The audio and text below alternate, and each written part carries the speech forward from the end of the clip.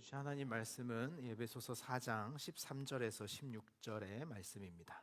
에베소서 4장 13절에서 16절까지의 말씀입니다. 우리가 다 하나님의 아들을 믿는 것과 아는 일에 하나가 되어 온전한 사람을 이루어 그리스도의 장성한 분량이 충만한 데까지 이르리니, 이는 우리가 이제부터 어린아이가 되지 아니하여 사람의 속임수와 간사한 유혹에 빠져 온갖 교훈의 풍조에 밀려 요동하지 않게 하려 함이라. 오직 사랑 안에서 참된 것을 하여 범사에 그에게까지 자랄지라. 그는 머리니 곧 그리스도라. 그에게서 온몸이 각 마디를 통하여 도움을 받음으로 연결되고 결합되어 각 지체의 분량대로 역사하여 그 몸을 자라게 하며 사랑 안에서 스스로 세우느니라. 아멘. 하나님의 말씀입니다. 사랑일까 의심하다라는 제목으로 오늘 말씀을 여러분과 나누려고 합니다. 지난주 추수감사주일에 여러분들과 나누려고 했던 본문입니다. 그래서 그 말씀을 그대로 전할까 했는데 또 한 주간 제 마음에 주시는 감동이 또 달라 그 설교의 제목을 좀 바꿨습니다. 지난주에는 사랑이 자라게 한다 이렇게 했는데 오늘은 사랑일까 의심한다 하다라는 이야기로 여러분과 만나려고 합니다. 이따금 저는 분명히 누군가와 대화를 하고 있다고 느끼는데 상대는 저하고의 대화가 어떤 논리적인 대립을 하고 있다고 느낀다는 것을 제가 이렇게 목회하거나 목회를 떠나서 어떤 사람들과 대화하면서 자주 느낍니다. 일전에도 한번 설교 시간에 여러분들에게 나눴던 제 어떤 일화가 하나 있었는데, 제가 학교에 가서 교장 선생님하고 잠시 대화를 걸었던 것 뿐인데 그분은 마치 저에게 대립이 있는 것처럼. 그래서 그 후속편을 좀 말씀드리자면, 얼마 전에 제가 저희 아이를 학교 데려다 주려고 갔는데 저 멀리서 교장 선생님 저를 보더니 막 뛰어오셨어요. 뛰어오시더니 많은 학부모님들의 의견을 고려해 아이들이 승하차할 수 있는 안전한 승하차 공간을 마련하는 중에 있습니다라고 막 저에게 이렇게 말씀을 하시더라고요. 그래서 제가 너무 감사합니다, 애써 주셔서 고맙습니다 이런 말을 했는데, 그 순간에서도 좀 느꼈어요. 난 대화를 한 것인데 그 대화가 그분에게는 상당히 어떤 대립이거나 갈등으로 인식됐나 보다 이런 생각을 하게 됩니다. 한 번은 제가 이렇게 신방하거나 성도들과 만나서 대화를 하다 보면 한 지체가 저에게 이런 말을 했던 게 참 가슴에 좀 매여 있는 한 말이 있는데, 그게 뭐냐면, 그 친구가 한참 저랑 대화를 하다가 이렇게 말하는 거예요.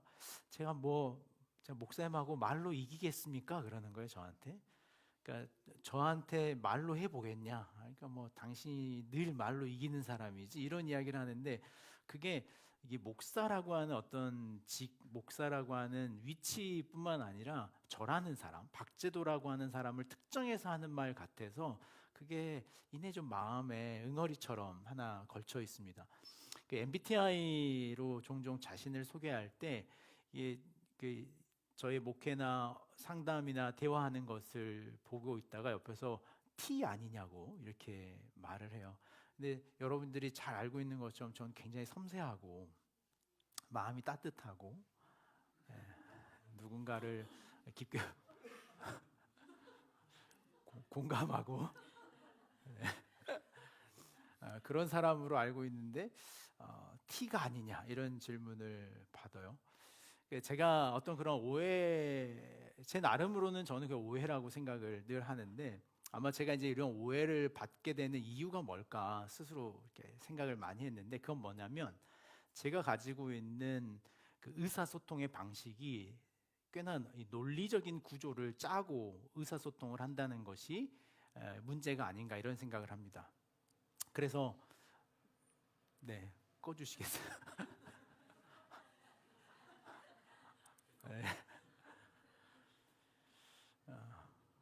마음이 따뜻하잖아요. 제가 어떤 대화를 할 때 저는 그 논리적인 구조로 말하려고 하는 습관이 좀 하나 생긴 것 같습니다. 어려서부터 그랬는지는 모르겠는데, 그래서 어떤 말하려고 하는 논점을 가능한 한 벗어나지 않으려고 의지하고, 또 그것을 굉장히 깊게 살해하면서 대화를 하다 보니 다른 사람들이 가지고 있는 어떤 논리적 허점들이나 이런 것들을 제가 잘 파악하고 따라가는 것 같아요. 그래서 그런 것들이 좀 장점으로 저에게 있어서 설교도 그럴 때가 있는 것 같아요. 여러분들에게 어떤 설교를 할 때도 제가 논리적으로 뭔가 설명하려고 한다는 것이 저의 강박 중에 하나이기도 해요. 그래서 그 논리 구조가 제 안에 선명해지지 않으면 설교라는 게 너무 어렵습니다. 그래서 그것이 어떤 그 이상이어야 되는데, 그 논리 구조, 저의 논리 구조 이상이어야 되는데 하나님의 말씀을 저의 논리 구조 안에 집어넣는다라는 것에 대한 굉장히 큰 스스로의 반성과 노력을 성찰을 하고 있는 것이 또 저의 자리이기도 합니다. 하지만 제가 그 논리적인 구조를 통해서 누군가를 지배하려거나 아니면은 누군가를 뭐 완전히 납득시켜 이해시키거나 라는 것에 대한 오해는 이 시간을 들어서 여러분들이 좀 내려놓으셨으면 하는 생각을 해요. 제가 여러분들에게 말하려고 하는 것은 어떤 논리 구조의 온전함이나 타당성을 말하려고 하는 게 아닌데, 이따금 대화하다 보면 그 저의 논리 구조의 타당성에 여러분들이 그 스스로 하고자 하는 말을 놓치는 경험들을 제가 좀 하게 되거든요. 근데 그것보다 더 안타까운 건 뭐냐면, 정작 그러므로 제가 말하려고 하는 진실과 본질에 다가가지 못하고 그 논리 구조에 여러분들이 때로는 넘어지는 것 같은 인식이 좀 들 때가 있어요. 설교도 그렇습니다. 설교도 제가 어떤 논리적인 체계를 짜서 여러분들에게 그것을 전달하려고 하는 노력을 너무 하다 보면 여러분들의 표정이 얻어맞은 표정일 때가 있어요. 정작 말하려고 하는 것은 인식하지 못하고 그 논리 구조를 따라가는 것에 여러분들이 때로는 얻어맞은 표정이 있기도 하고 포기하기도 하고 눈을 감아버리시는 분들도 있고, 더 이상 나는 당신의 논리 구조에 놀아나고 싶지 않다, 이런 그 메시지들을 주시는 분들을 보면 제가 늘 가슴이 아파요. 좀 그런 오해로부터 벗어났으면 좋겠다, 이런 생각을. 예를 들어서 이게 제가 고민하고 있는 게 어떤 고민이냐면, 제가 좋아하는 운동 중에 하나가 축구를 좋아합니다. 지금도 기회가 되면은 축구를 하는데, 축구를 많이 하다 보니까 이 무릎이나 발목 같은 데를 잘 다칩니다. 그래서 그렇게 다치고 나면 의뢰 이제 찾아가는 곳이 약국이에요. 약국 가서 파스를 사는데, 예전에는 파스가 이렇게 펭귄이 광고하거나 이렇게 호랑이가 광고하거나 그랬는데, 최근에 그 파스 광고를 누가 하냐면 우리가 잘 알고 있는 손흥민 선수가 그 광고하는 메이커가 하나 나왔어요. 그래서 제가 파스를 사러 이렇게 약국에 들어가면 저도 모르게 여러 가지 종류들 중에 그 손흥민 선수가 있는 걸 고르게 돼요. 근데 왜 그냥 뭔가 진짜 나의 축구하면서 다친 내 마음을 공감할 것 같고 막 그런단 말이죠. 근데 그러다가도 이런 의문을 하나 해요. 어떤 생각이냐면, 근데 손흥민도 영국에서 이 파스를 쓸까? 이런 생각을. 그런 생각 우리 자매님들 안 하십니까? 정말 그 화장품 광고하는 예쁜 그 미인 배우들이 정말 그거 하나만 발라도 이 얼굴이 된다고 막 말할 때, 여러분들이 정말 저거 하나만 발라도 그 얼굴이 된다고 이렇게 고민 안 하십니까? 안 하셔요? 정말 그 샴푸를 쓰면 머리카락이 그렇게 된다고, 손 전혀 안 쓰고 그렇게 해도 이런 푸석푸석한 게 된다고라고 여러분 안 믿으시잖아요, 그렇죠? 분명 뭘 실컷 하고 실컷 작업을 하고 오늘 저거 하나 발랐겠지. 얼굴도 그렇지 않습니까? 실컷 병원 다니고 이렇게 하고 나서 저 화장품 하나 발랐겠지라고 생각하는데도 불구하고 우리는 마치 그것이 그렇게 말하는 것으로, 그 어떤 구조를 가진 것으로 온전한 것이다라고 믿는 사회를 살아가는 것이 아마 저와 여러분들이 겪는, 저는 제 논리적 구조 아래, 여러분들은 여러분들이 세상을 살아가는 것의 어려움이라는 생각을 해요. 이런 표현입니다. 오늘 우리 사회는 사실을 말하는 것보다 사실인 것처럼 말하는 것에 조금 더 유능하다고 말하는 사회가 돼버렸다는 거예요. 사실을 말하는 그 사실 그대로의 말이 아니라 무엇인가를 사실인 것처럼 말하는 그 화려한 논리 체계, 언변 아니면 포장 기술력들이, 그 능력을 갖춘 사회를 우리는 더 유능한 사회다라고 말하는 시대를 살아가고 있다는 거예요. 제가 주의하고 있는 것도 마찬가지입니다. 제가 말하려고 하는, 제가 여러분들과 만나서 설교라는 이 작업을 통하여 전달하고자 하는 궁극적인 진실성의 이야기를 하고 싶은데, 때로는 여러분들이 저의 설교를 듣고 나서 제가 가졌던 어떤 논리적 구조에 빠져 있거나 아니면 그 논리적 구조의 온당함을 맞아, 수용할 만해. 하지만 그 논리적 구조가 수용되지 않으면 받아들일 수 없어 라고 말하는 우리의 어떤 이 설교적 작업 역시 여기에 한계에 함몰되어 있다는 것이죠. 근데 안타까운 것은, 아니면 제가 조금 더 우려하고 염려하는 것은, 제가 신방을 하거나 누군가를 만날 때 제가 가지고 있는 어떤 이 논리적인 온전성을 담보해 자신의 의견을 마치 진실인 것처럼, 진실을 말하는 것이 아니라 진실인 것처럼 말하려고 하는 노력이 저만큼이나 여러분들한테도 있다는 것을 경험해요. 내가 하고 있는 고민이, 내가 가지고 있는 어떤 이 숙고함과 내 인생의 어떤 이 진지함이 정말 그 진지한 고민을 하고 있는가라는 질문은 뒤로 하고, 제가 하고 있는 이 고민이 얼마나 진정성 있는지를 표현하기 위해 그 표현의 힘에 모든 것을 담고 있는 우리의 모습을 쉽게 보게 된다는 거예요. 그러니까 정말 우리가 진정 저 사람이 그걸 고민하고 있나? 정말 저 친구가 신앙을 고민하고 있나? 정말 저 친구가 자신의 인생과 가정을 고민하고 있는가라고 하는 것은 보이지 않는데, 마치 자신이 그것을 고민하고 있는 것처럼, 그 고민하고 있는 자신의 모습이 진실인 것처럼 포장하는 것에 자신의 삶의 표현에 어떤 유능함이 있다고 생각하는 것이 우리에게는 없는지, 그것이 저만의 문제인지 한번 같이 생각해 볼 필요가 있다는 거죠.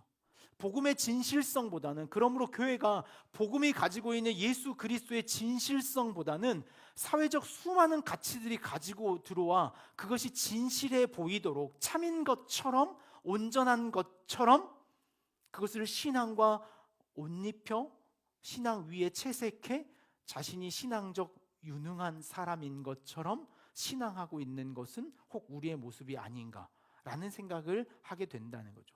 오늘 바울은 그 이야기를 에베소 교회와 하고 있는 거예요.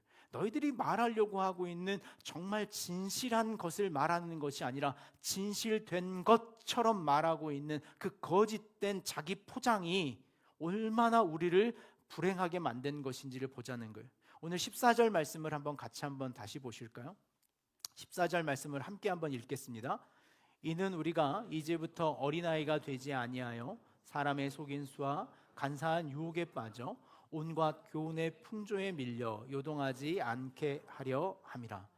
저희 아내랑 저는 결혼 이후로 지금 18년 가까운 시간을 육아에 매진하고 있는 중에 있습니다. 그래서 이따금 저희 동기 모임이나 이제 저 또래 모임에 가면 이제 다 육퇴하신 분들이 많아요. 근데 저희는 아직도 약간의 육아를 좀 하고 있거든요. 그러면서 이런 생각을 최근에도 한번 했습니다. 육아만큼이나 어려운 건 없다. 애들 키우는 것만큼이나 손이 많이 가는 일이 또 있을까라는 생각을 해요. 심지어 저희 아이 막 키울 때는 화장실 가는 것도 혼자 마음대로 못 갑니다. 왜냐하면 나 화장실 가는 시간과 아이가 우는 시간, 젖달라고 보채는 시간이 이렇게 서로 짜임새 있지 않거든요.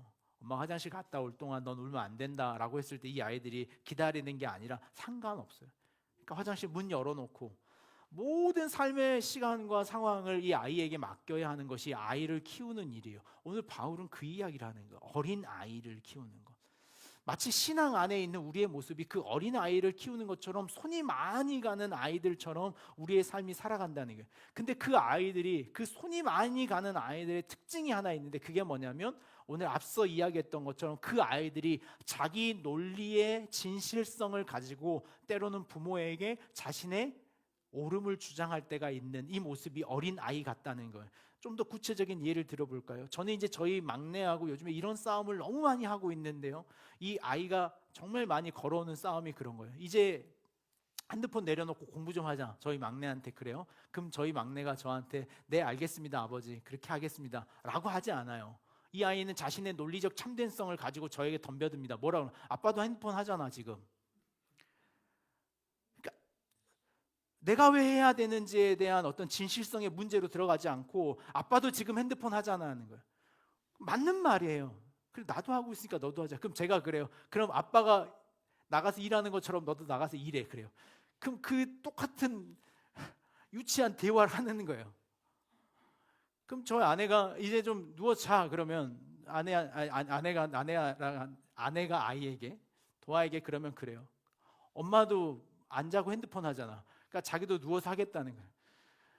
저 패고 싶은데 그 논리적 구조를 가지고 마치 참된 것을 하는 것이 아니라 참된 것처럼 자신의 의견을 말하려고 하는 것이 오늘 바울이 말하는 어린아이의 신앙적 태도, 에베소 교회 안에 있었던 우리의 신앙적 모습이에요. 마치 우리가 가지고 있는 연약한 모습인 것처럼 말이에요.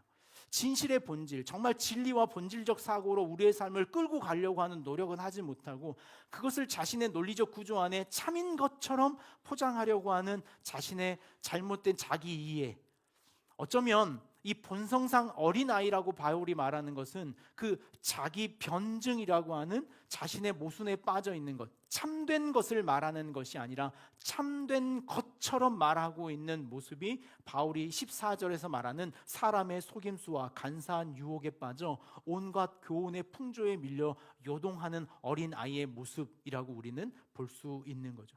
초대교회는 이런 문제가 너무 많았습니다. 어떤 논리적 구조 안에 있어서 어떤 사람에게 돈을 주면 그 사람이 그 돈을 받고 자신이 원하는 논리적 구조 안에서 그 주장을 펼쳐주는 사람들이 있었어요. 그것을 소피스트라고 불렀습니다. 그래서 어떤 논리적 언변이 있는 사람에게 있어서는 변호사처럼 그 문제를 싸워달라고 이야기를 했어요. 어떤 돈 많은 사람이 이 땅은 내 땅입니다라는 것을 논리적 구조로 싸워달라고 돈을 주고 그 사람이 그 싸움에 참전했다가 어떤 사람이 더 많은 돈을 줘, 아니 이 땅은 B라는 사람의 땅입니다라고 말하면 그는 그것이 A와 B의 땅의 참 주인인지 무엇이 진실인지를 주장하는 것이 아니라 자신의 논리적 구조에 더 돈을 많이 주는 사람의 논리를 얹어 세상을 설득하는 일에 현혹시켰던 사람이 14절에 말하는 온갖 세상의 교훈의 풍조에 밀려 요동하는 그 시대적 정황을 말해주는 거예요. 우리의 신앙이 그럴 수 있다는 생각을 저는 자주 하게 됩니다. 우리가 가지고 있는 신앙이라는 것을, 여러분이 가지고 있는 자신의 신앙이라고 하는 것을 여러분의 논리적 구조 안에 담아 그것이 여러분들이 이해할 수 있는 일이 되어야 한다고 말하는 것 안에 우리는 이 한계가 있어요. 하나님이 내가 이해할 수 있는 어떤 납득선상에 존재해야지만 나의 신앙을 비로소 가져갈 수 있다고 생각하는 것, 내가 말할 수 있는, 내가 설득할 수 있는 논리 구조 안에 하나님을 설명하고 이해시킬 수 있을 때야 비로소 내가 구원의 확신을 이룰 수 있다라고 말하는 것, 그것이 우리가 말하는 연약함이에요. 아니에요. 복음은 우리가 어쨌든 이해하든 이해하지 못했든 예수 그리스도가 십자가에 죽으셨다는 것이 복음이에요. 여러분들이 그걸 이해하든 이해하지 못하든 납득하든 그것이 내 것이라고 인정하든 하지 않던 복음은 예수 그리스도가 십자가에 죽으셨다는 사실이 복음이에요. 그러나 그 사실을 우리는 우리의 식으로 이해하고 납득하고 용납하고 용인할 수 있어야 그것이 사회적 오늘의 이해와 사회적 언어 위에 일치시킬 수 있어 하지만 그것이 내 안에 복음이라고 생각하는 것을 통하여 우리는 오늘 이 어린아이와 같은 신앙의 미성숙함의 단계에 늘 머무는 신앙을 하는 거예요. 늘 공허하고 자신의 삶의 신앙의 본질을 찾지 못하는 연약함이 있는 거죠. 고린도전서 1장 21절 말씀을 하나 소개하면, 그런 이유에서 바울이 이렇게 말합니다. 하나님의 지혜에 있어서는 이 세상의 자기 지혜로 하나님을 알지 못함으로 하나님께서 전도에 미련한 것으로 믿는 자들을 구원하시기를 기뻐하셨도다. 자기 지혜로 하나님을 알지 못함으로, 자신의 논리적 구조 안에 그것이 참된 것처럼 말해야 하는 오늘 우리 시대의 의식 구조 안에 스스로 자신을 구원할 수 없게 하나님은 전도라는 미련한 방식으로 오직 그거밖에 없다는 거예요. 예수 그리스도가 당신을 위해 죽으셨습니다.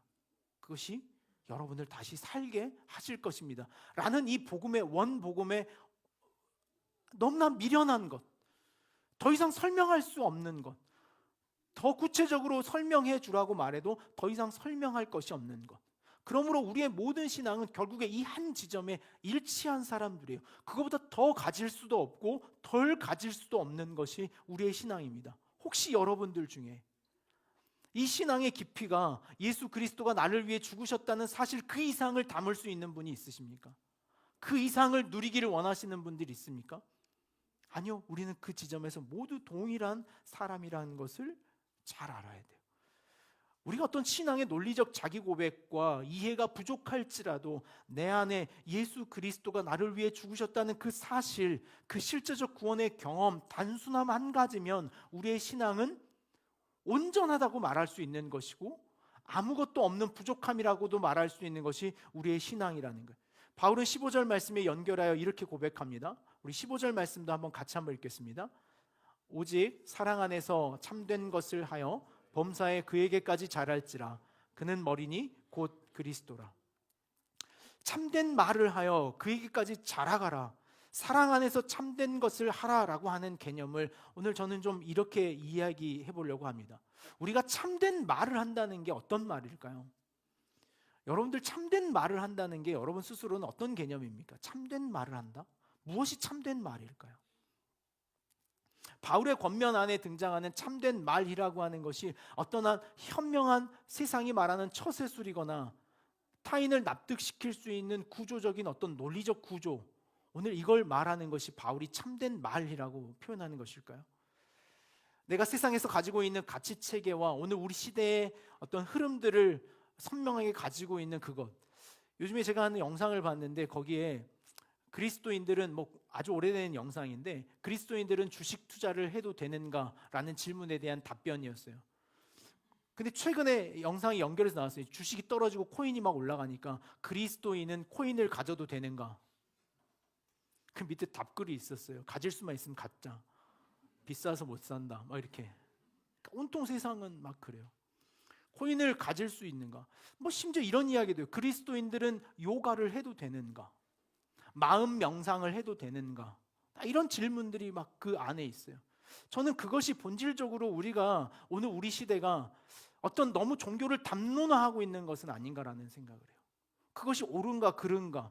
그것이 내 형평과 내 어떤 이 사회적 처세술에 유용한 것인가 그렇지 않은 것을 통하여 그것이 정말 본질인가에 대한 질문으로 찾아가지 못하고 자신의 삶을 겉돌게 만드는 신앙의 이 난맥상들을 만들어버린 것이 어린 아이와 같은 우리의 신앙의 모습은 아닌가라는 거예요. 아주 단순하게 말하자면 우리가 그 삶의 자리에서 예수 그리스도가 내 안에 계시는가 한 가지로 답하면 되는 문제인데 그것이 왜 그래야 되는가 그렇지 않아야 되는가라고 하는 이 수많은 담론들로 우리를 끄집어 가고 있는가라는 생각이에요. 여러분 실제로 여러분들 내면을 한번 깊이 들여다보시면 어떻습니까? 여러분 자신을 깊이 내려다보면 볼수록 뭐가 보이는 것 같아요? 그런 자기 성찰이 여러분들에게 요즘 있습니까? 우리는 자기 내면을 들여다보면 볼수록 사실 허무해지는 것이 자기 자신과의 만남이에요. 자신을 깊이 성찰하면 성찰할수록 우리는 공허할 수밖에 없는 것이 당연한 인간의 모양입니다. 그러므로 청년의 시절에 오늘 젊은이들에게 자꾸 도전을 하면 그것이 우울하거나 무가치하거나 공허한 것처럼 느껴져요. 어제 제가 예배팀 팀룩 워십을 같이 다녀오는 길에 있었던 일화를 하나 말하자면 그렇습니다. 이 팀룩 리더였던 분의 간증을 처음 저도 들었어요. 그분이 부산에서 의대를 다니면서 의료계에 하나님의 나라를 예배하는 사람들이 왜 의료계 안에는 없을까라고 하는 고민을 가지고 예배팀을 만들기 시작했대요. 그래서 오늘 이 수많은 의료인들의 공동체 안에서 하나님을 정말 신실하게 찾고 또 찾는 사람을 찾아내야겠다는 마음으로 자신의 신앙을, 자신의 마음을 막 연결하며 그 예배 공동체 1회, 2회를 마련해 가는 중에 자기가 포스터를 찍어가지고 부산 지하철역을 한 정거장 다니면서 예배 모임에 오라고 붙였대요. 막. 근데 5정거장 정도 가다가 그 삶을 포기했다는 거예요. 너무 허무하고 이게 누가 보고 올까라는 생각이 들었다는 거예요. 그러다가 번뜩 자신의 마음에 이 부산 인근에 있는 한동대에 가면 그래도 하나님을 예배하는 사람들이 좀 있지 않을까라는 마음을 줘서 4시간을 버스를 타고 한동대를 찾아갔다는 거예요. 한동대를 찾아가서 그 포스터를 붙이려고 봤는데 허벌판에 이미 방학이 시작돼서 아무런 학생이 없는 한동대에서 그 포스터를 하나씩 붙이고 있는데 지나가는 사람 몇몇이 보더라는 거예요. 이게 과연 올까? 내가 붙인 이 포스터를 보고 누가 올까? 라는 생각을 하고 있었던 그가 작년에 정확하게 20년이 되는 그 해에 한동대에서 팀룩 월십을 예배 집회로 열어가는 그 자리가 있었다는 거예요.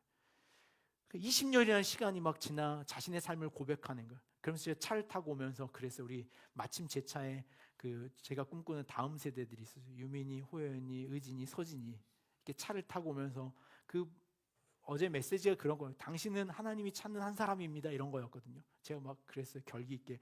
오늘 너는 하나님이 찾는 한 사람이냐? 그리고 유민이한테 물었더니 유민이가 저는 잘 모르겠어요. 내리라 그랬어요. 내려라. 넌 나 따라올 거 없다 그러면. 따라왔어요. 다 한 사람 한 사람을 물었어요. 의진. 저는 그 중에 7,000명입니다 답을.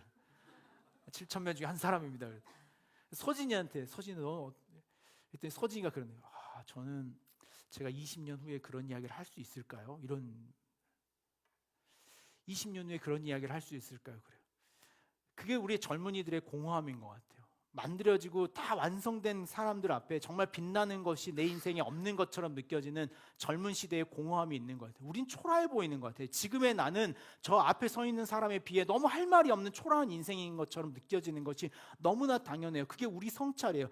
저 사람은 저기에 서서 저렇게 화려한 말, 아름다운 말, 인생의 거창한 스토리를 말할 수 있지만 지금 난 말할 수 있을까요? 저는 이 고민을 할 수 있다고 생각해요. 근데 여러분 잘 생각해 보세요. 지금 오늘 여러분의 삶에 그 스토리를 향한 적어도 작은 도전이 없으면 우리의 20년 이후에도 그 이야기는 아무것도 없는 사람들이 되네요. 제가 서진이에게 그랬어요. 서진아, 지금 미친 짓을 해라.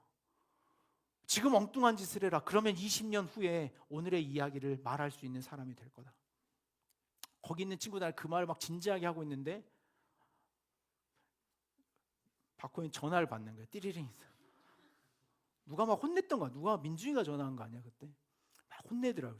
쩔쩔매는데 이 진지한 이야기를 하고 있는데 오늘 젊은이들의 삶이란 너무 공허하고 허탈하고 여러분의 인생이란 빛이 없는 것처럼 느껴지는 것이 당연해요. 어린아이처럼 난 언제나 사람이 될 수 있을까? 난 얼마나 논리적인 말로 누군가를 설득시키고 내 인생을 펼칠 수 있을까라고 하는 생각에 빠질 수 있는 것이 자신의 공허함이고 자신의 내면일 수 있다고 생각을 해요. 그러나 여러분들 안에 펼쳐나가야 될 진정한 삶이란 오늘 성경이 말하고 있는 것처럼 성숙한 삶으로 자라나는 삶을 위해 오늘이라고 하는 시간을 보내야 한다고 성경은 우리에게 말하고 있는 거예요.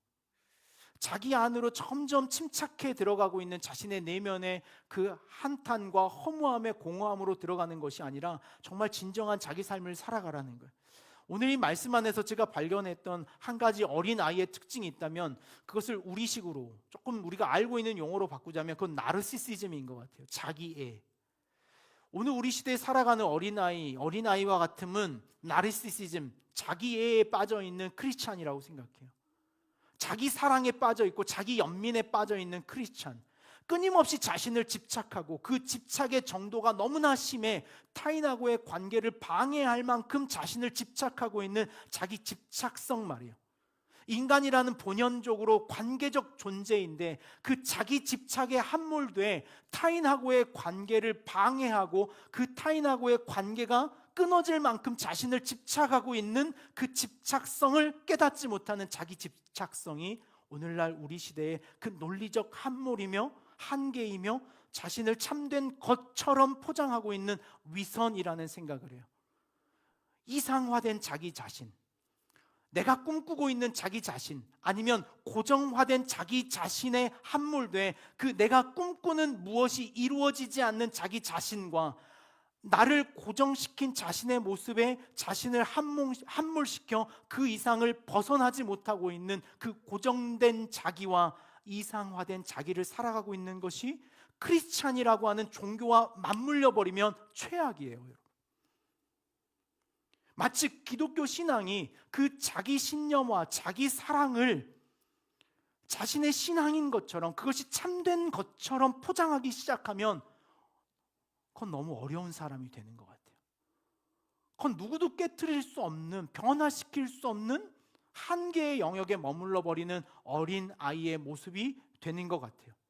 이상화시키는 거예요. 나는 친절한 사람이야 라고 하는 어떤 이상화 속에 자신을 고립시켜 그 이상화된 자기 자신을 여전히 살아가는 거예요. 나는 성공한 사람이 돼야 돼 라고 하는 자신의 이상성 속에 자신을 늘 두는 거예요. 나는 어린아이와 같아. 세상 사람들은 나를 늘 어린아이로 무시하지라고 하는 그 자신의 고정된 자기 인식 속에 자신을 함몰시켜 자신을 집착하며 살아가는 거예요. 나는 왜 어떤 사람이 되지 못했을까라고 하는 늘 자기 연민과 그 비교 의식 속에 자신을 재단하며 살아가는 그 자기 의식과 심지어 가장 최악인 것은 그 자기 이상화된 자기와의 관계만이 세상의 모든 것인 것처럼 살아가는 것이 정말 우리의 가장 어린아이와 같은 모습, 제일 나약한 모습이, 한계의 모습이.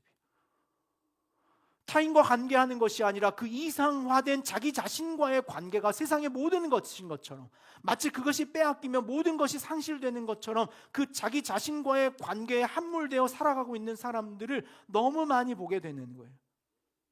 여러분, 건강하지 못한 사람이에요.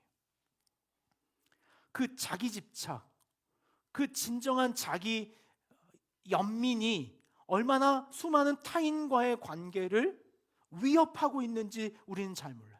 그래서 그 타인과의 관계로 나아가지 못하게 하며 사회적 관계를 이루지 못하게 하는 것에 그 자기 집착화된 자신의 어린 아이의 모습이 있다는 거예요. 여러분, 나르시시즘이라고 하는 이야기, 그리스 신화에 나오는 이야기를 우리는 너무나 잘 알고 있잖아요. 전 나르시시즘 나중에 수선화가 되지 않습니까? 어떤 일화를 가지고 있습니까? 너무나 자신이 잘생겼어요. 자기 얼굴이 너무나 잘생겨서 자기를 바라보는 것에 세상 다른 것과 비교할 게 없어요. 그래서 우물에 비친 자기 얼굴의 모습을 지켜보느라 너무나 사랑에 빠져버린 거예요. 떠날 수 없는 거예요. 자신의 모습이 눈, 코, 입을 뜯어봐도 세상 어떤 것보다 아름답고 그 아름다움에 함몰돼서 그 우물 곁에 끝내 고정돼 그 우물 곁에 한 송이의 꽃이 되었다는 수선화의 이야기가 이 나르시시즘에 있는 거예요. 근데 여러분의 인생은 어떤가 한번 보세요. 이 어린아이처럼 때로는 나르시시즘에 빠져 너무나 근사한 나의 모습에 함몰돼 어느 날 비춰본 내 모습은 너무나 근사하고 아름답고 남들이 보기에 아까울 만큼 탐닉스러워 자신의 얼굴을 탐닉하다가 그 자리를 빠져나오지 못하거나, 때로는 그 비춰본 내 인생이 타인에 비해 너무나 초라하고 부족하고 불쌍하고 못생기고 형편없어 그 형편없는 자신의 얼굴에 집착해 결국 그 자리를 떠나지 못하는 나르시시즘. 그러므로 결국에 그 지점, 나라는 지점을 빠져나오지 못하는 인생, 나라는 영역을 벗어나지 못하는 인생, 결국에 나밖에 없는 인생을 살아가고 있는 이 자기 연민과 자기 사랑의 나르시시즘에 빠져있는 우리가 아닌가 생각해 보라는 거예요. 바울은 그것이 신앙이 되면, 그것이 신앙의 행위가 될 때 우리는 얼마나 어리석은 사람이 될 것인지에 대해서 경고하고 있는 거예요. 그것이 속임수라는 거예요. 그것이 사람의 속임수이며 자기를 속이는 일이라는 거예요.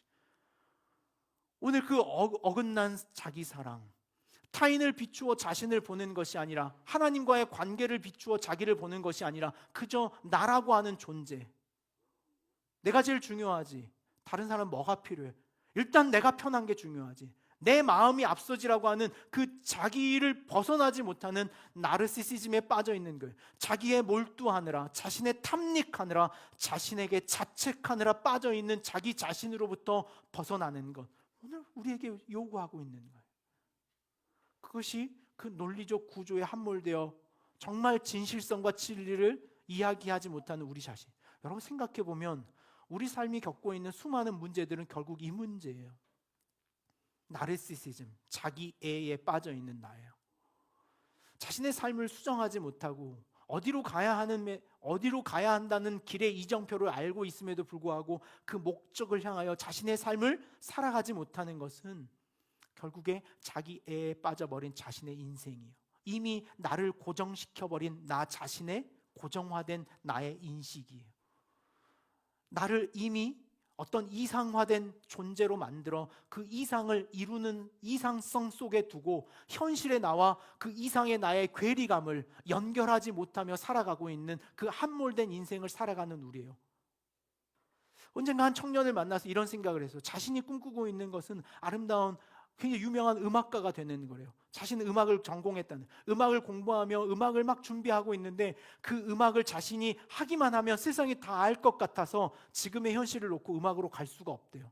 근데 무슨 궤변인가? 자신이 음악을 만들기만 하면, 내놓기만 하면 사람들이 깜짝 놀랄까 봐 그 음악의 세계로 못 들어가겠다는 거예요. 근데 무슨 이야기, 무슨 말을 하고 있는지. 그래서 그랬어요. 그러면 짧은 찬양이라도 한 곡 작곡해봐라 라고 제안을 했어요. 그랬더니 그건 할 수 없대요. 그건 너무 작아서 할 수 없대요. 자신이 하기만 하면 세상을 깜짝 놀랄 만한 사람이기 때문에 자신은 그것을 생각도 하지 않고 살아간대요. 여러분, 이 왜곡, 이 경계, 이 혼란을 살아가고 있는 것이 우리의 신앙은 아닌가, 우리의 삶의 모습은 아닌가라는 생각을 하는 거예요. 여러분, 물가를 떠날 힘을 가지셔야 돼요.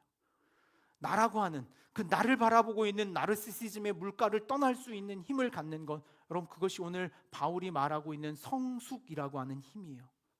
우리가 그 성숙을 하기 위해 우리의 삶이 가져야 할, 오늘 바울이 제안하는 궁극적인 유일한 방법이 있다면 그것이 타인과의 관계라는 거예요.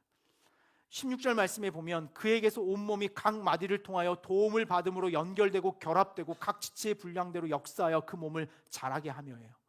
분리될 수 없다는 거예요.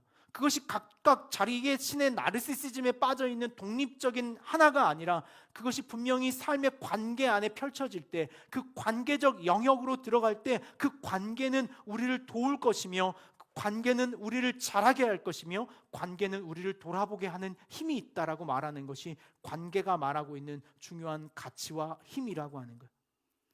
우리는 자기 자신이라고 하는 것을 어떻게 규정할 수가 없습니다. 제가 어제 서진이하고의 일화가 많은데 갔다 와서 피자를 먹었어요. 피자를 먹는데 서진이가 피자를 먹다가 저한테 그러는 거예요. 씹다가 좀 불편한데요. 그래요. 왜? 그랬더니 너무 다양한 식감이 입 안으로 들어와서 불편하대요. 다양한 식감이 입으로 들어와서 불편한 거는 뭘까라고 제가 물었어요. 그거는 그렇게 고민을 안 해봤는데요. 이러는 거예요.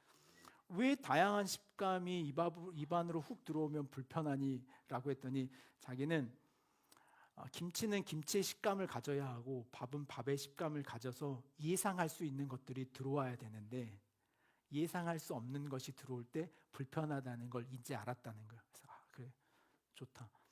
그 인식 괜찮다. 버섯 이야기가 또 나왔어요. 우리 서진이가 버섯을 왜 버섯은 안 먹니? 그랬더니 어렸을 때 어떤 한 친구가 버섯을 나는 안 먹어 라고 했는데 그 친구를 따라하다 보니 지금까지 안 먹는데요. 그래서 제가 그랬어요. 그 친구를 다시 만나면 좋겠다. 혹시 그 친구가 버섯을 먹기 시작했는지. 그렇지? 그럼 소지도 먹을 수 있잖아. 다시. 그건 안 될 것 같아. 그건 안 될 것 같다네. 제가 그랬어요. 우리의 삶의 시간과 공간 앞에 우리 모두 살아가고 있겠지만 적어도 저희 교회가 가지고 있는 건, 저희 교회는 젊음, 나이가 우리 교회 안에서야 좀 고령이지만 어디 내놓으면 다 젊은 크리스찬들이에요. 신앙인들입니다. 저는 한 가지 제안하자면 좀 그렇습니다. 우리의 삶이 어떤 고정화되고 이상화되고 만들어지려고 하는 것에 자기 자신의 한계를 짓지 마십시오. 성경이 우리에게 말해주는 인간이란 알 수 없음이에요. 이게 답입니다. 알 수 없음. 어떤 공간에서 우리는 그럴 뿐이에요. 어떤 시간에서 그럴 뿐이고 어떤 대상을 향해서만 그럴 뿐입니다. 우리 서진이가 피자를 먹을 때만 그럴 뿐이지 모든 세상을 그렇게 살고 있지 않다는 이야기를 어제 해줬어요. 다른 건 받아들일 수 있잖아요. 그 지점에서의 우리예요. 근데 우리는 혹시 그걸 가지고 이렇게 고정화시킬 때가 있어요.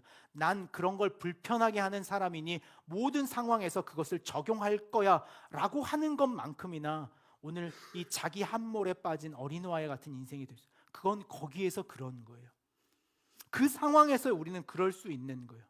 거기에 매이지 않고 그 이상의 삶을 살아가는 것이 오늘 바울이 말하는 사랑 안에서 스스로 세워가는 성숙이라는 표현이에요. 성숙은 자라남이에요. 자라남은 변화입니다. 달라짐이에요. 그걸 인정하고 수용하는 힘에 있다는 것을 우린 너무나 잘 알아야 돼요. 참된 것처럼 행동하려고 너무 노력하지 마십시오. 그냥 참된 것을 하십시오. 진실한 것처럼 자신을 포장하지 마십시오. 그냥 진실하게 행동하는 것. 그것이 우리의 삶을 살아가는 가장 아름다운 삶의 방식이라는 생각을 해요. 저는 바울이 여기에 사랑이라고 하는 것을 가지고 온 건 너무나 적절하다고 생각해요. 사랑이야 그렇지 않습니까? 사랑하는 것처럼 하는 것과 사랑하는 것은 달라요. 이 말을 여러분들이 막 가슴으로 뜨겁게 받아들여야 되는데 사실 연애하시는 분들이나 되지 않을까 싶은데 많이 없어서, 사랑하는 것처럼 하는 것과 사랑하는 것은 전혀 달라요. 사랑하는 것처럼 해서는 사랑에 다다를 수 없어요. 그냥 사랑은 사랑이에요. 제가 그런 면에서 제가 이번 주에 소개받은 시 한 구절이 오늘의 설교의 마음이었어요. 여러분에게 좀 그 시구를 하나 소개할까 합니다. 구겨진 편지는 고백하지 않는다. 안리타의 시입니다. 그러나 사랑은 사랑한다 보다도 사랑일까 의심하는 순간이 더 사랑 같아서 없으면 없을수록 멀면 멀수록 잡히지 않을수록 서로를 간절히 사랑했다. 사랑을 제외하면 사랑이 없고 그것만이 사랑의 운명이었다. 저는 이 식구 가운데 한 가지 사랑일까 의심하는 순간이 더 사랑 같아서 라는 표현이 사랑하는 것처럼이 아닌 진짜 사랑하고 있는 사람의 마음을 너무나 잘 표현하고 있는 말이다라는 생각을 하게 돼요. 하나님을 사랑하는 것처럼 신앙하지 마십시오. 이게 하나님을 사랑하는 것이겠지라고 생각하지 마시고 하나님을 사랑하는가를 물으십시오. 하나님을 사랑하며 그분을 사랑하는 것으로 나오는 모든 행동을 하나님은 용서하세요. 이해하십니다. 난 이게 정말 하나님을 사랑하는 것이라고 사랑함으로 하는 모든 행동에 미숙함과 부족함과 실수가 있을지라도 하나님은 그것을 사랑으로 이해하세요. 그러나 우리가 그것을 포장하여 사랑하는 것처럼 하는 행동에는 우리의 진정한 성숙과 온전함이 없다는 것을 우리에게 말해주고 있는 거예요. 좀 자유롭지 않으십니까, 여러분? 하나님에 대한 사랑과 우리의 삶에 대한 관계적 삶이, 저는 기억하는 교회가 또 그런 교회가 되었으면 좋겠어요. 우리의 관계가, 그래서 제가 이따금 그런 이야기 하잖아요. 기억하는 교회는 사랑이 없다, 뭐가 없다, 이런 말을 하는 그 사람이 사랑을 해야 된다. 이 말을 이해하십니까? 누군가가 나에게 관심을 보이지 않는다? 그럼 당신이 하시면 돼요. 누군가에게 나에게 사랑을 표현해 주지 않다? 그러면 당신이 사랑해야 될 때인 거예요. 이게 기억하는 교회의 진실이었으면 좋겠어요. 우리가 진실한 것처럼 하지 맙시다. 서로의 상대에 대해서, 관계에 대해서, 순모임의 관계에서, 여러분 옆에 앉아있는 사람들의 관계에 있어서 내가 이 교회에 와서 좀 좋은 사람인 것처럼 보여야겠다. 내가 이 교회에 왔으니까 조금 선한 사람인 것처럼 행동해야 하지 마시고 때로는 막 망나니처럼 하셔도 돼요. 난 원래 망나니다. 난 원래 좀 또라이다. 난 원래 좀 반푼이다. 괜찮아요. 차라리 그 진실성으로, 사실성으로, 그냥 나로, 그러나 그 내가 수용될 수 있는 교회, 그 나라는 것이 받아들여 줄 수 있는 지점으로서의 교회가 된다 그러면 우리 공동체가 얼마나 넓을 수 있을까라는 생각을 해요. 교회란 결국에 그런 것처럼 되어야 된다라고 하는 재단에 갇혀 오히려 교회 안으로 들어와야 될 사람들이 들어오지 못하고 있는 시점이 아닌가라는 생각을 해요. 우리가 조금 더 자유롭게 교제했으면 좋겠습니다. 여러분 개인이 하나님과 자유롭게 관계하시고 우리의 신앙의 관계도 조금 더 자유롭게 편안하게 그 자아라고 하는 그 웅덩이에서 일어나 이제 타인에게 옮겨갈 수 있는 저와 기억하는 교회가 되기를 소망합니다. 기도하겠습니다. 고마우신 주님, 우리는 우리 이 자리에서 자신의 삶의 자리를 떨치고 일어서는 자리입니다. 그것이 얼마나 논리적으로 타당했으며 내가 내 신앙을 얼마나 보장했으며 정당했으며 나타냈는가를 검증하는 자리가 아니라 그저 여기에서는 우리가 가지고 있는 그것에 그리스도 됨에 하나님의 하나님 됨에 만족하여 서는 신앙의 영역과 자리입니다. 그러니 오늘 우리가 이 교회 안에 가지고 있었던 어떤 규범적인 논리나 타인에 대해 가지고 있었던 어떤 내 시선의 기준과 잣대, 그 과장된 자기 자신에 대한 이해를 모두 내려놓고 정말 자유롭게 진리를 알지니 진리가 너희를 자유롭게 할 것이라고 말씀하셨던 그 진리 대신 예수 그리스도 안에 우리가 참된 자유를 누릴 수 있는 교회가 되게 하여 주옵소서. 그러므로 자신을 예서 위장하거나 포장할 필요 없는 자신의 현실과 만나게 하시고 또 그것을 수용하며 받아들일 수 있는 그 크고 부여로운 넉넉한 교회가 되게 하여 주옵소서. 그것이 바울이 말하는 오늘 에베소 교회 함께 지어져가는 교회의 모양이 아니겠습니까? 오늘 기억하는 교회가 그 함께 지어져가는 교회로서의 모양과 모습, 그리고 확장돼 세상에 흩어져 있는 수많은 사람들을 더 다시 초대해 이 교회 공동체로 모을 수 있는 그 함께의 영역을 넓혀가고 확장하며 풀어갈 수 있는 교회가 되게 하여 주옵소서. 우리 주님 예수님의 이름으로 감사하며 기도하옵나이다. 아멘. 몇 가지 광고 드리겠습니다. 첫 번째 광고는요, 저희가 지난주에 추수감사주일이었습니다. 추수감사주일에 혹시 감사헌금이나 주정헌금을 안 하신 분들이 있다면 오늘 지난주에 간사님이 제주도 다녀오셨는데 지난주에 혹시 예배를 안 드렸냐고 그러더라고요. 그래서 왜 그랬더니 그 재정에 한 주가 비어 있다고. 그래서 헌금을 안 하신 분들은 추수감사헌금과 주정헌금을 저도 오늘 밀려서 냈는데 주님 용서하십니다.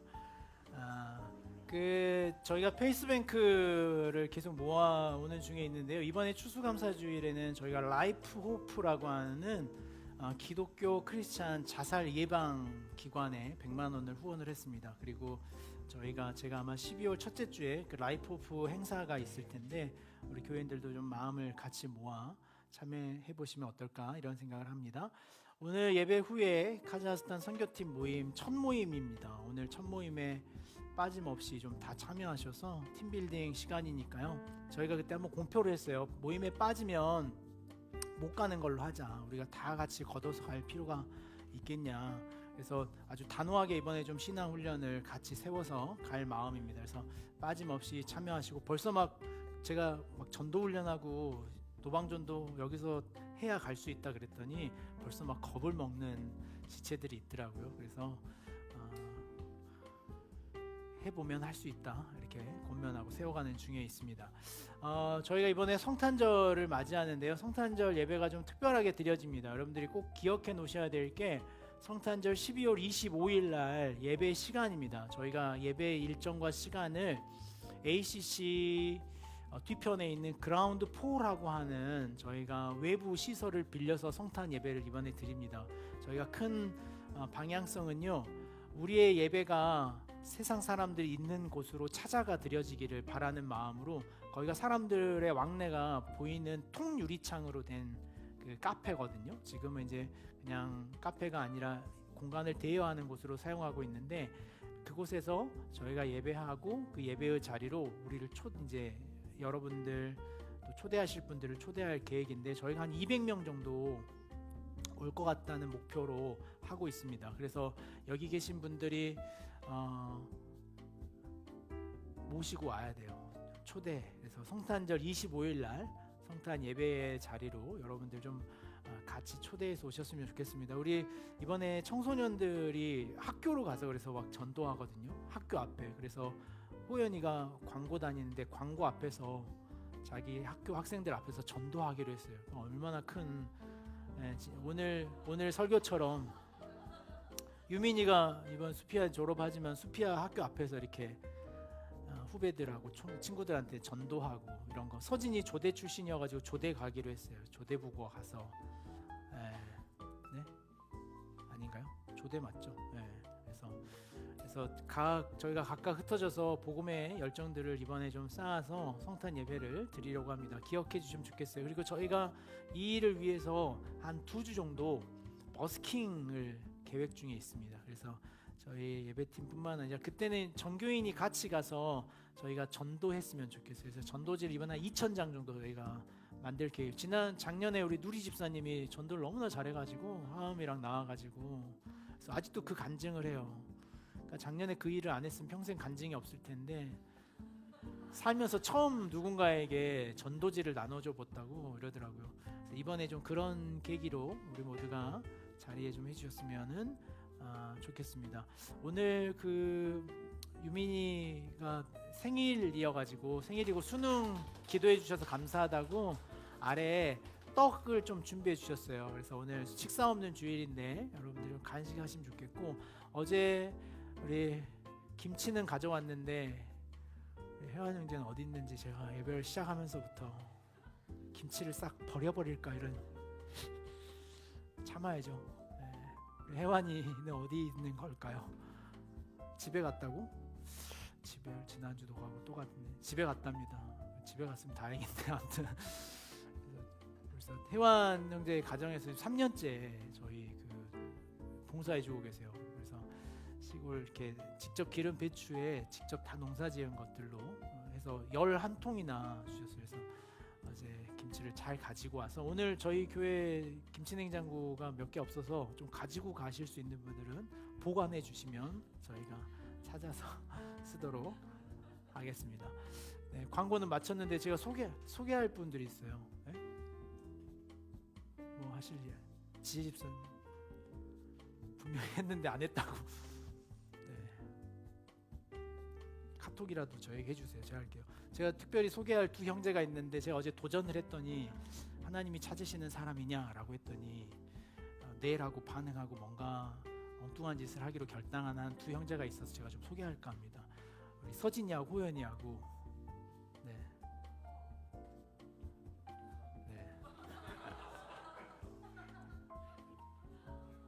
안녕하세요.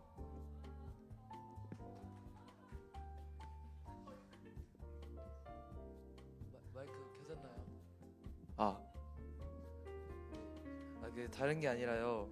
저희가 이번 주에 팀룩도 갔다 오고 저번 주에 찬양 집회들을 많이 갔다 오면서 그 항상 목사님이 돌아오는 길에 저희도 이제 좀 무모한 짓을 할 때가 되지 않았나 그렇게 말씀을 해주셔가지고 저희가 그 이번 주 돌아오는 주 27일 수요일은요 저희끼리 그냥 편하게 찬양하는 시간을 만들면 좋지 않을까 해서 근데 문제가 항상 수요 예배를 와서 보면요 그 오는 사람만 와 있어요. 그래서 이번 주 수요일에는 저기 적혀져 있는 것처럼 기억하는 교회 정교인입니다. 모두 필참해야 되고요. 꼭 오셔야 됩니다. 그래서 제가 저희끼리 편한 시간을 만들기 위해서 비교적 딱딱한 설교는 제외했습니다. 그래서 이번 주 수요일에 설교는 없고요. 반응이 좋으면 꾸준히 없을 겁니다. 그래서 저희가 어떻게 하면은 사람들을 모을 수 있을까라는 생각에 어제 제가 급한 국어 수행 평가를 뒤로하고 새벽에 포스터를 만들었어요. 그래서 저희는 이걸 밖에서 붙일 순 없고, 그러니까 저희가 하나소가 항상 이제 대림절에 다른 사람을 데려와서 저희가 예배하는 모습을 보여줘야 하는데, 제가 든 생각이 우리 교회 사람도 예배에 안 오는데 다른 사람을 불러서 뭐 하나 해서 저희부터 이렇게 대림절을 준비하는 마음으로 꼭 이번 주 수요일은 다 참석했으면 좋겠습니다. 네, 다들 수요 예배가 있는 건 아시죠? 주일에 10분 찬양하는 걸로는 충분하지가 않습니다. 저희가 나이 핑계 대실 수 없고요. 뭐 바빠도 이 일정을 빼고 오셔야 될 것 같아요. 저희가 1살부터 100살까지 전부 찬양을 안 할 수 없는 사람은 없기 때문에 여러분, 그리고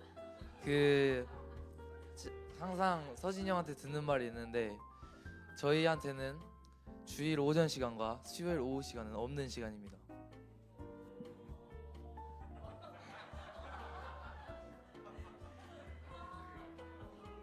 아무튼 이번 주 수요일에는 다 같이 오셔서 다 같이 찬양하는 그런 모습을 봤으면 좋겠습니다.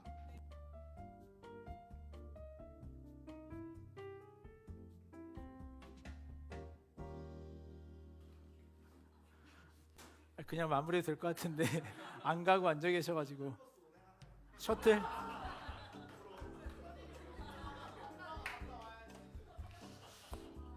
제가 이제 엉뚱한 짓, 소위 이제 속된 표로 또라이 짓을 하라 그랬더니 교회 안에서 하고 있네요. 그래서 또 하여간 어여삐 여겨서 빨리 교회 안을 뛰어넘어서, 제가 이런 이야기도 있다금 합니다.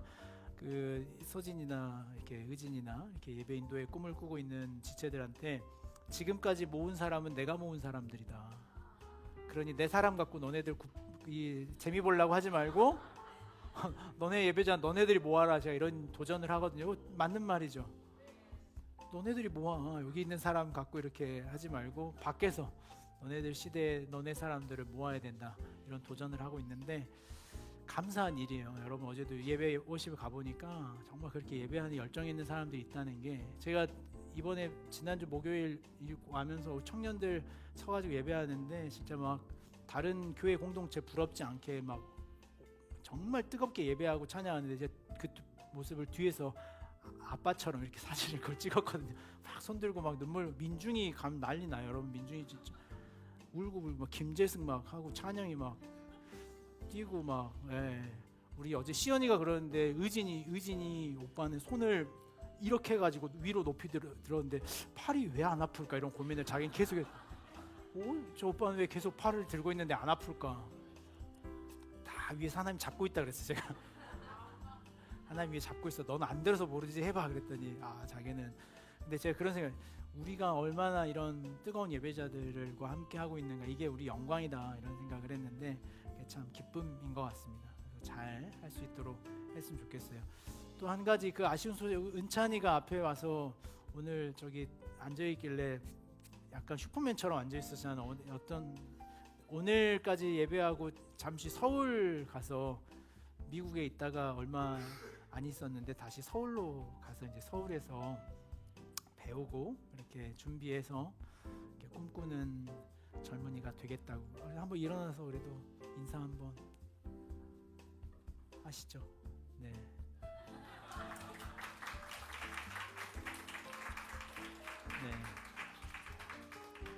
또 잘 다녀올 수 있도록 계속 다녀올 수 있도록 하겠습니다. 오늘 뭐 순별로 야외 모임이니까요. 흩어져서 순모임 하시고 밥 없는 주일입니다.